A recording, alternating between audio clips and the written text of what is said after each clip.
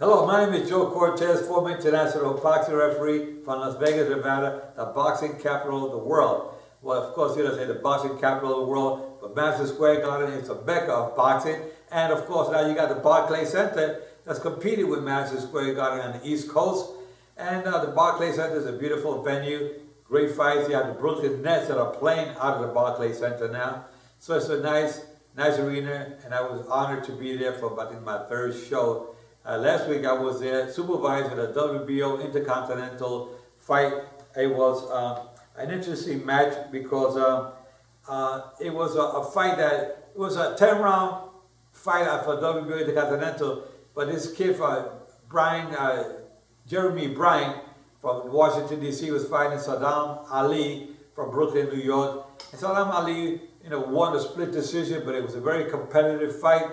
And Jeremy Bryan told me after the fight, that he was still happy because he felt that actually he didn't lose because actually he lost a split decision, but in his heart he felt he gained something because he learned a lot. However, it was really close, real close rounds, and if it wasn't for the knockdown that he got, I think it was in the 8th round, he was dropped by Saddam Ali. He probably could have pulled a draw or maybe he won that fight.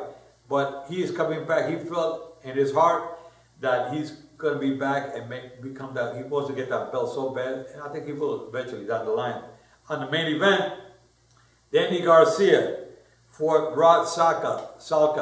Rod Salka, good fighter. However, that night he was definitely outclassed by Danny Garcia, and Danny Garcia knocked him out in the 3rd round. It was a devastating knockout. I think it could have been stopped after the 2nd knockdown, but he got knocked out cold, and it was kind of scary there for a while. I don't like to see fights go that far. When he gets knocked down once, gets knocked down twice, you can see he's definitely out of it. I tell the referee, think about stopping it right then and there. Don't let him take the last shots to have it laid out. God forbid something would happen, and the referee would feel sorry later on that he didn't stop it earlier. He did a great job, the referee, but he took a little chance there by letting it go a little too far for me. Anyway, Danny Garcia redeemed himself as far as coming back and winning. He needed a two-up fight like that to get him back to another major fight in the near future, but Danny had to get that rust off of him from that fight he had with Herrera last year in Puerto Rico. I think he overtrained, or he tried so hard that he looked back in winning that decision against Herrera. A lot of fans felt that Herrera won the fight. Anyway, Danny Garcia seems to be back on track. His father was telling me, Joe, you're going to see a difference in Danny. We learned a lot from that last fight with Herrera, and we're going to prove the world that we are the best 140 pounds, or 147. So, Danny Garcia, we wish you the best of luck. Tonight, we have from on HBO, you have Shawn Porter.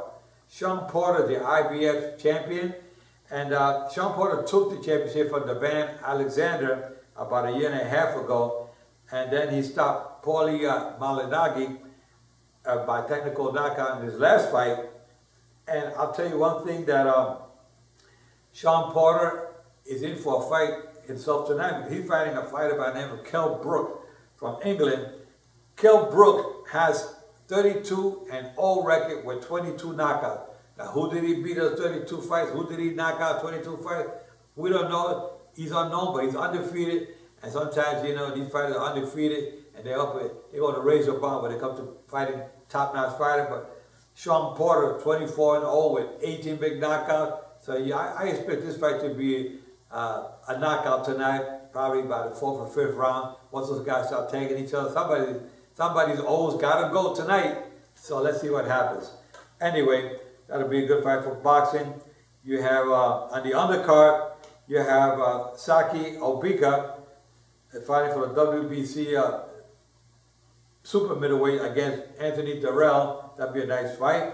They have Omar Figueroa, WBC lightweight champion, fighting against David Estrada. So you got a good undercard besides the main event tonight on Showtime. So I think that it'll be a good night for boxing. I think that referees and judges have to raise the bar a little bit I would like to see the judges get a little bit more, focus in more on the scoring of the fights, because you see too many controversial fights. And I saw Teddy Atlas last week. He was kind of bashing the officials as far as the scoring and officiating and whatnot. I know we have good officials out there. I think we just have to be focused a little bit more on what we do with our jobs, whether you're judging or refereeing, because we have the top judges, we have the top referees. They go to these seminars, but we always wonder what the hell is going on, what's wrong with some of these fights. There's such a spread. I mean, they give it by 7 or 8 points when the fight was really, could have been a draw. And when people are wondering what's going on, I always, going back to my theory of raising the judges' positioning a little bit more higher than where they're normally sitting. They're sitting right on a ring apron, and it's a lousy position to be at. I mean, at home, you guys see, you got the best view in the house at home because you got the angle of the camera. And I keep repeating this for a simple reason, that I want to be heard. I want people to understand that the judges have a very best sitting arrangement.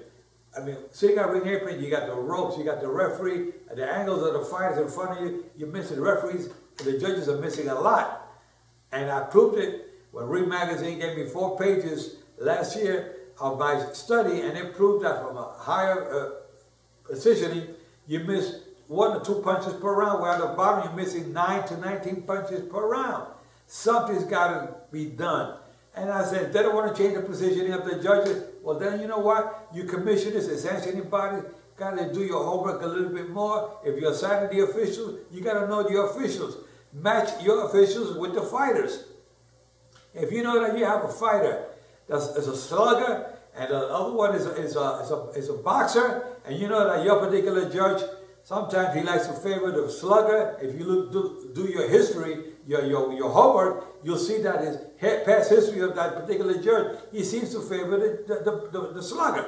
Or the other judge seems to favor the boxer. Well, match, like in baseball, any other sport, you match your officials with the fighters. So if you got to know your judges. If you know your judges, then select this judge for a particular fight, and this judge for those. But not that they're bad judges, but you know them so well, you know where to assign them, which fights. So you kind of narrow down the controversial decisions, and you can make it more interesting so the fans can stop complaining about the commission, the judges, that they're 3 blind mice, and that they can't see what the hell's going on. We can try to work with that a little bit. If you don't want to raise the position of the judges, because they say it's going to block the view of the fans, I said acrylic chairs like they do in tennis. Why the tennis umpires up on the high position? Because they can see better. That's what I'm trying to explain to you fans. Something's got to be done. Let's work with it. With that said, guys,